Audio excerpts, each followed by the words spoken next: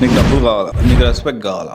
ఎవరిస్తారు రెస్పెక్ట్? జనరల్గా ఏంటి అంటే నాకు కనీసం మర్యాద ఇవ్వట్లేదు. సో చాలా బాధ అనిపిస్తుంది. నా రిలేటివ్స్ లేకపోతే నా ఫ్రెండ్స్ లేకపోతే నా సర్కిల్ ఎవరైతే ఉన్నారో సో మినిమం రెస్పెక్ట్ కూడా ఇస్తలేరన్న. చాలా బాధ అనిపిస్తా ఉందంటే ఒకటే మనందరం అర్థం చేసుకోవాల్సిన విషయం ఏంటి అంటే నీ దగ్గర డబ్బులు ఉన్నాయా, రెస్పెక్ట్ ఇస్తారు. నీ దగ్గర అధికారం ఉందా, రెస్పెక్ట్ ఇస్తారు.